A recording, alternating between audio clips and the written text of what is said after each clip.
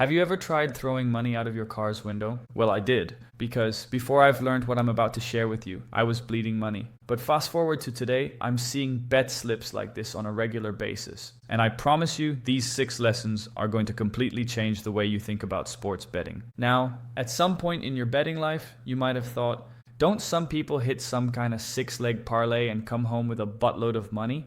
And yeah, you'd be right. Some people do hit parlays and win, but that's like 5% of bettors. The other 95%? Well, they're just praying to the sports betting gods to get at least one lucky streak. And that's the biggest foul ever, because they're not using logic or math. They're betting with emotion. And here's what I mean. US Open 2025. Djokovic versus Alcaraz. It was the matchup of the year. All week, people were calling Novak a sure thing. One buddy of mine even shoved his entire account on him at negative 450, telling anyone who'd listen it was basically free cash. Except the match didn't open the way he imagined. Alcaraz broke serve early with a blistering forehand that left Novak flat-footed, but my guy was still confident. Djokovic always starts slow. He'll pick up the pace soon enough, but he never did. Alcaraz kept piling on the pressure, drop shots, angles, heavy pace. At one point, Djokovic looked like he was chasing shadows, and by the second set, it was all over. Alcaraz took the win, and my guy sat there in silence, staring at his phone balance like it personally betrayed him. And the problem is, that wasn't a bet based on numbers. It was emotion disguised as certainty. And even if the math had been on his side, going all in is still a losing strategy. Because in sports, one bad bounce, one hot night from the other guy, and your bankroll's gone. That's why tracking matters. Because let's be honest, you can't fix what you don't measure. So, I built a tracker that turns your results into real feedback, showing what's working, what's trash, and where you're secretly sharp. If you want in, links below. Or if you're watching on the big screen, scan this QR code. Now, this next lesson is all about one small habit that can quietly make or break your profit long term. The trick here is to place a 6-leg parlay at plus 900 odds, because your cousin's old coach used to train the starting point guard and he's locked in. Just kidding, do not become a parlay princess. That's how you lose your bankroll in one weekend. And I've been there. I used to build these stupid parlays thinking I found some secret tip from some washed up punter on Twitter. Then I'd watch one leg miss, and just like that, I'm back to square one. It's fun, sure, but it's not a strategy. So if you want to make real money betting, you can't rely on vibes or hot streaks. You need an edge, and that comes from the numbers.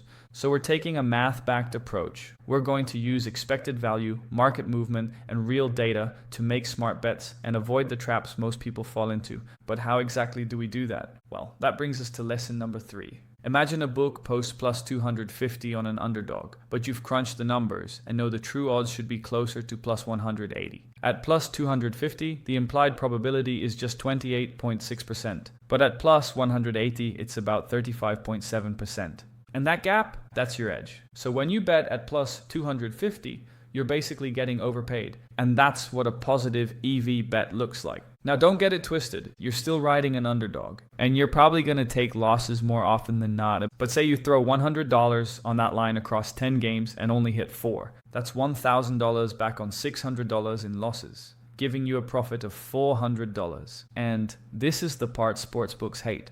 Because the second you start stacking those wins, you're not fueling their bottom line anymore. You're cutting into it.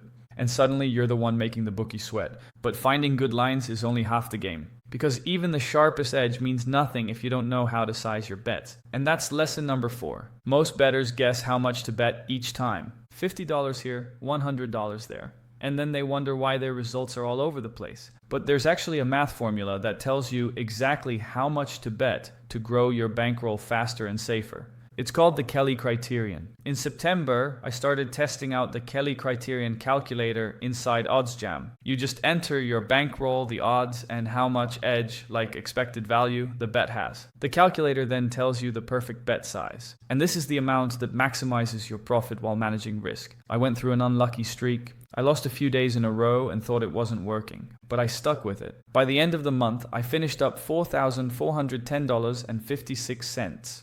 All from following positive EV bets using Kelly sizing.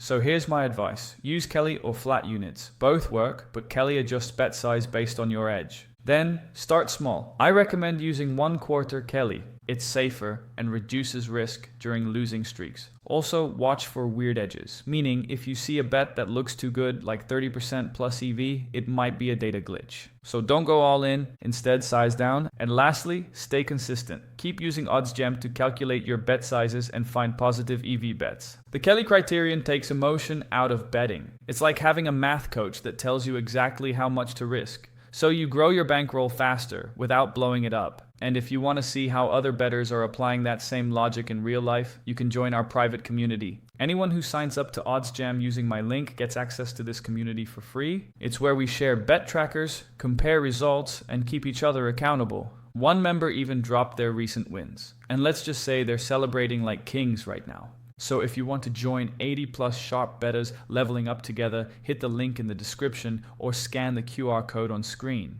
But sometimes you'll have days where you lose a ton of money and it feels like everything's going wrong. But if you quit before the good part comes, you lock in those losses. The truth is, every bettor faces these swings. It's not bad luck. It's something called variance. I remember one week I lost over $2,000 in just 4 days. I lost $114, then $310, then $530, and finally $1,300 in a single day. It felt horrible. But I knew all my bets were positive EV, meaning they had a long-term edge. So I kept using OddsJam to find value bets every day. A few days later, I had one massive win, $2,400 in a single day. And that one day alone erased the entire losing streak. So whenever you hit a roadblock, here's what I want you to do. First, understand variance. Winning and losing streaks are normal. Even pros go through them. Second, trust the math. Even if your bets are positive EV and you lose, the numbers even out over time. Third, stay consistent. Keep using tools like OddsJam to find edges every day. And fourth, don't panic. Losing streaks only hurt if you stop too early. That's the key. Variance can't beat you if you keep betting smart and stay in the game long enough for the edge to play out. Which takes us to lesson number 6. And how do you even build a sports betting model? Well, to keep things simple, here's a basic sports betting model. And I'll be honest, this first version isn't gonna make you rich. It's not a secret formula or some AI-powered lock machine. What it is, though, is a starting point, a foundation you can actually build from it. So here's an example for you. Let's say you're betting NBA totals. You start with something super simple, like taking each team's average combined score over their last 5 games. Hypothetically, Team A averages 228 total points, Team B averages 216. So that means your rough line is 222. Congratulations, you just built a model. Well, a baby one, but it counts. Real models pull from everywhere. Pace, shot quality, rest days, player efficiency, altitude, even how refs call fouls on back-to-backs. But nobody starts with 50 variables on day one. Instead, you start with one, test it, break it, tweak it, and repeat. And that's what the game is about, iteration. Each version dies a little less than the last. But here's the catch. Even when you think it's dialed in, the market catches up. The books adjust, the edges shrink, and yesterday's gold mine becomes tomorrow's coin flip. But if you want to see the exact OddsJam system I used to go from 0 to 10 grand, it's all in the next video. I'll throw it up on screen right now. Just click it and I'll walk you through the full process, step by step, so you can start running it yourself.